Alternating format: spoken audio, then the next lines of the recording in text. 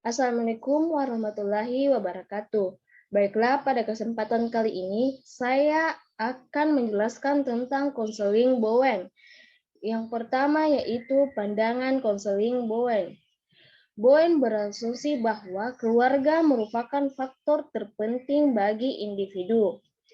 Pengertian dari family therapy yaitu family therapy adalah tindakan psikoterapik keluarga untuk memperbaiki fungsi psikologis. Sedangkan family system therapy adalah sejenis terapi keluarga yang berkonsentrasi pada integrasi anggota keluarga dan melihat seluruh keluarga sebagai sebuah kesatuan atau sistem. Bowen mempunyai pandangan bahwa keluarga adalah suatu sistem yang terdiri dari berbagai subsistem, seperti pernikahan, orang tua dan anak, dan saudara kandung, di mana setiap subsistem tersebut dibagi ke dalam subsistem individu, dan jika terjadi gangguan pada salah satu subsistemnya, maka akan menyebabkan perubahan pada bagian lainnya. Subsistem sampai ke subsistem keluarga tersebut yaitu masyarakat. Teori Bowen berfokus pada keseimbangan dan kekuatan. Yang pertama adalah kebersamaan dan yang kedua adalah individualitas. Terlalu banyak kebersamaan menciptakan perpaduan dan mencegah individualitas atau pengembangan perasaan diri sendiri. Terlalu banyak individualitas menghasilkan keluarga yang jauh dari terasingkan. Yang selanjutnya yaitu ragam terapi Bowen. Yang pertama, intergenerational Bowen, yaitu seorang pendiri asli dari aliran family system terapi. Dia percaya keluarga dapat diterapkan sebaik-baiknya jika perspektif dari 3 generasi karena dapat melihat pola hubungan antar pribadi anggota keluarga antar generasi. Kontribusi utama termasuk konsep inti diferensiasi diri dan regulasi. Terus yang kedua struktural dari Salvador Munition, itu mulai mengembangkan terapi keluarga struktural pada tahun 1960 melalui kerjanya dengan anak remaja keluarga miskin di sekolah Wilson di New York. Bekerja dengan kolega pada Philadelphia Shield Gudens Chill pada tahun 1970, Mulchen memperbaiki teori dan praktik terapi keluarga dengan didasarkan pada struktur atau organisasi keluarga. Terapi membantu keluarga menulis pola stereotipik dan mendefinisikan hubungan di antara anggota keluarga. Yang ketiga, Stretchik J. Hiller, seorang penulis yang produktif berdampak signifikan terhadap pembagian sistem keluarga. Dia mencampur terapi keluarga struktural dengan konsep hierarki, kekuasaan, dan interferensi strategi. Terapi keluarga strategi adalah sebuah pendekatan yang berfokus pada memecahkan masalah sekarang. Terus yaitu experimental gestalt, yang dimana terapi pendekatan ini menekankan pada pentingnya mengalami dan mengekspresikan emosi. Tipe terapi ini cenderung menekankan pada promosi proses pertumbuhan alamiah dalam keluarga, sambil sekaligus memberikan perhatian pada perbuatan tipikal antara otonomi dan interpersonal blogging yang terjadi dalam keluarga. Selanjutnya, pendekatan Bowen. Pendekatan Bowen menekankan pada sistem emosi keluarga dan sejarah. Sistem dapat dilacak melalui dinamika keluarga, orang tua, dan keluarga kakek nenek. Pendekatan Bowen juga menekankan keluarga memproyeksikan emosi mereka pada anggota keluarga tertentu dan reaksi anggota keluarga itu terhadap keluarga lainnya. Selanjutnya, konsep dasar Bowen. Yang pertama, differentiation of self, yang dimana adalah bisa disebut sebagai pemisah diri. Yaitu pemisah diri adalah kemampuan seseorang untuk memisahkan diri sebagai bagian yang terpisah secara realistis dari ketergantungan pada individu lain dan keluarga.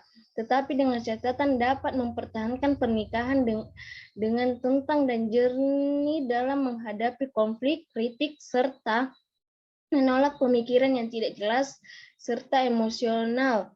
Keluarga yang sehat akan mendorong proses pemisahan diri dari kekuatan ego keluarga yang telah banyak diterima pada anggota keluarga yang berusia 2-5 tahun serta diulang pada usia antara 13 dan 15 tahun. Struktur atau kebersamaan yang melekat atau pencapaian menggambarkan keluarga dengan kekuatan ego yang melekat kuat sehingga tidak ada anggota yang mempunyai perasaan utuh tentang dirinya secara mental. Yang kedua adalah triangulasi atau segitiga. Konsep hubungan segitiga merujuk kepada konfigurasi emosional dari 3 orang anggota keluarga yang menghambat dasar pembentukan sistem keluarga. Triangulasi adalah penghalang dasar pembentukan sistem emosional. Jika ketegangan emosi pada sistem 2 orang melampaui batas, segitiga tersebut adalah orang ketiga yang memberikan perpindahan ketegangan ke orang ketiga tersebut. Suatu sistem emosional yang disusun secara seri pada hubungan segitiga akan bertaut satu sama lain. Hubungan segitiga merupakan hubungan disfungsional yang dipilih oleh keluarga untuk menurunkan kecemasan melalui pengalihan isu yang berkembang daripada menyelesaikan konflik atau ketegangan. Triangulasi ini dapat terus berlangsung untuk jangka waktu yang tak terbatas dengan melibatkan orang di luar keluarga, termasuk terapis keluarga yang dianggap sebagai bagian dari keluarga besar. Yang ketiga yaitu sistem emosional keluarga. Itu menggambarkan pola fungsi emosional dalam suatu generasi. Umumnya, hubungan terbuka terjadi selama masa pacaran. Kebanyakan individu memilih pasangan dengan tingkat perbedaan yang sama. Jika tingkat perbedaan yang muncul rendah pada masa penjajakan dalam hal ini adalah masa pacaran, maka kemungkinan besar akan muncul masalah di masa akan datang. Yang keempat yaitu proses proyeksi keluarga. Itu pasangan yang tidak mampu terikat dengan komitmen yang kuat sebagai orang tua maka akan menciptakan kecemasan kepada anak-anaknya. Peristiwa tersebut dimanifestasikan sebagai hubungan segitiga ayah, ibu, anak. Segitiga ini umumnya berada pada berbagai tingkat intensitas yang beragam pada hubungan antara orang tua dengan anak. Anak biasanya menjadi target sasaran yang dipilih. Terus yaitu perilaku menjadikan anak sebagai sasaran tersebut disebut pengambing hitangan. Dalam hal tersebut sangat membahayakan stabilitas emosi serta kemampuan anak.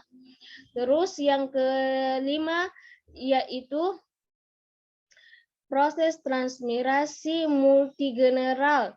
Itu suatu cara pola integrasional yang ditransfer dari suatu generasi ke generasi, merupakan bagian yang berkelanjutan dan dari suatu proses yang natural atau alami dari seluruh generasi. Sikap, nilai, kepercayaan, perilaku, dan pola interaksi didapatkan dari orang tua kepada anak melalui seluruh kehidupan.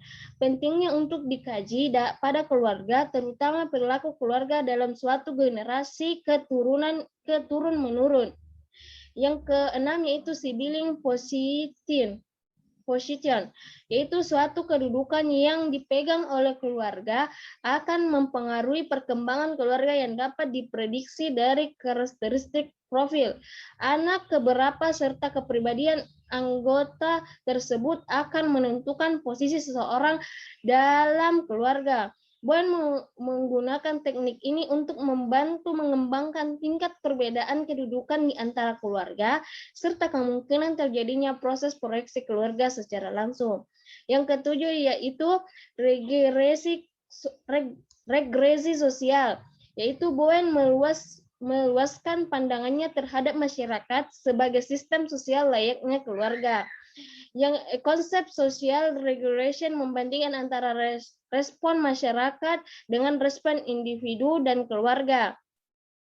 Selanjutnya itu pembedaan sel, yaitu pembedaan sel ini merupakan konsep di dalam maupun di interpersonal diri individu. Aspek interpresif merupakan kemampuan untuk memisahkan perasaan dan pikiran. Orang yang mampu membedakan adalah orang yang tidak dingin. Ia hanya berpikir dan tidak pernah merasa. Aspek interpersonal, orang yang tidak mampu membedakan akan bereaksi secara emosional,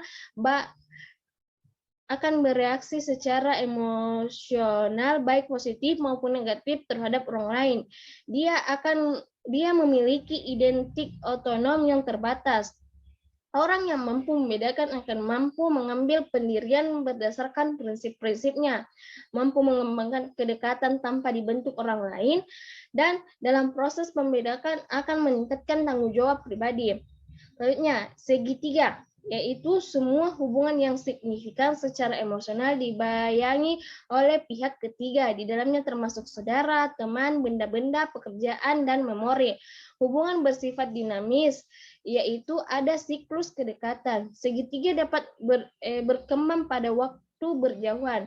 Dalam hubungannya, pasangan yang mengalami tekanan akan sering berhubungan dengan orang lain untuk mendapatkan teman atau sekutu.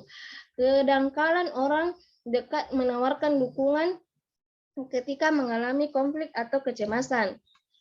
Terus tujuan konseling. Yang pertama, menurunkan kecemasan dan memperbaiki gejala-gejala yang timbul. Yang kedua, yaitu meningkatkan setiap partisipan sesuai dengan teknik pemisah dirinya dalam rangka meningkatkan adaptasi keluarga sebagai sistem. Metode standarnya ada 2 orang dewasa ditambah terapis. Terus peran terapeutiknya adalah dibagi atas 2. Yang pertama sebagai pelatih atau supervisor, yang kedua memisahkan keterlibatan secara emosional dengan keluarga. Terus teknik terapi meliputi ada 4, yaitu pertama mendefinisikan dan mengklasifikasi hubungan antara anggota keluarga. Yang kedua membantu anggota keluarga mengembangkan hubungan satu-satu dan minimalkan hubungan segitiga atau triangles dalam sistem. Yang ketiga mengerjakan anggota keluarga mengenai fungsi sistem emosional. Yang keempat, meningkatkan perbedaan dan mendorong kedudukan sebagai individu selama mengikuti terapi. Bentuk-bentuk perubahan perilaku menurut Bowen. Yang pertama, perubahan alamiah atau natural change. Perilaku manusia selalu berubah di mana sebagian perubahan itu disebabkan karena kejadian alamiah. Apabila dalam masyarakat sekitar terjadi perubahan lingkungan fisik atau sosial budaya dan ekonomi, maka anggota masyarakat di dalamnya juga akan mengalami perubahan. Misalnya Bu Ani, apabila sakit kepala atau pusing, membuat ramuan daun-daunan yang ada di kebunnya lalu meminumnya. Tetapi karena intensifikasi kebunnya, maka daun-daunan untuk obatan tersebut terbatas, habis diganti dengan tanaman-tanaman untuk bahan makanan. Maka dengan tidak berpikir panjang lebar, lagi Bu Ani mengganti minuman jamu cap jago yang dapat dibeli di warung. Yang kedua adalah perubahan rencana. Itu perubahan perilaku ini terjadi karena memang direncanakan sendiri oleh subjek. Misalnya, Pak Anwar adalah perokok berat, tetapi karena pada suatu saat ia terserang batuk-batuk yang sangat mengganggu, maka ia memutuskan untuk mengurangi merokok sedikit demi sedikit dan akhirnya berhenti merokok sama sekali. Yang ketiga adalah kesediaan untuk berubah. Apabila terjadi suatu inovasi atau program-program pembangunan, maka di dalamnya masyarakat, maka yang sering terjadi adalah sebagian orang sangat cepat untuk menerima inovasi atau perubahan tersebut. tetapi sebagian orang lainnya sangat lambat untuk menerima inovasi atau perubahan tersebut. Hal ini disebabkan karena pada setiap orang mempunyai kesediaan untuk berubah yang berbeda-beda. Setiap orang di dalam suatu masyarakat mempunyai kesediaan untuk berubah yang berbeda-beda meskipun kondisinya sama. Di dalamnya program-program kesehatan agar diperoleh perubahan perilaku yang sesuai dengan norma-norma kesehatan sangat diperlukan usaha konkret dan positif. Selanjutnya itu strategi pengubah tingkah laku. Yang pertama, memberikan informasi. Dengan memberikan informasi-informasi tentang cara mencapai hidup sehat, cara pemeliharaan kesehatan, cara-cara menghindar penyakit, dan sebagainya akan meningkatkan pengetahuan masyarakat tentang hal tersebut. Selanjutnya, dengan pengetahuan-pengetahuan itu akan menimbulkan kesadaran mereka dan akhirnya akan menyebabkan orang berperilaku sesuai dengan pengetahuan yang dimiliki itu. Yang kedua, diskusi dan partisipasi. Cara ini adalah pembagian peningkatan cara yang kedua. Cara yang kedua tersebut di atas, di mana dalam pemberian informasi-informasi tentang kesehatan tidak bersifat searah saja, tetapi dua arah. Hal ini berarti bahwa masyarakat tidak hanya pasif menerima informasi, tetapi juga harus aktif berpartisipasi melalui diskusi-diskusi tentang informasi yang diterima. Selanjutnya, teknik dari konseling keluarga Bowen. Yang pertama yaitu genogram, yaitu secara istilah genogram berasal dari dua kata, yaitu gen atau unsur keturunan dan gram berarti gambar atau grafik. Dalam Indonesia, genogram dapat dipandang dengan gambar silsilah keluarga. Secara konseptual, genogram berarti suatu model grafik yang menggambarkan asal-usul klien dalam segitiga generasi, yaitu generasi dirinya, orang tuanya, dan kakek neneknya. Genogram sebagai salah satu teknik dapat menyelenggarakan terapi keluarga merupakan diagram sistem hubungan keluarga 3 generasi di mana simbol digunakan untuk mengidentifikasi sistem, subsistem, dan karakteristik mereka. Kemudian memberikan bentuk tentang karakter keluarga. Genogram merupakan suatu alat untuk menyimpulkan informasi yang dicatat selama wawancara antara konselor dengan konseling mengenai orang-orang dalam keluarga. Jadi dapat disimpulkan bahwa genogram adalah gambaran dari kehidupan suatu keluarga yang mempengaruhi pola kehidupan atau cara pandang suatu sistem tentang seperti hubungan persaudaraan dalam keluarga.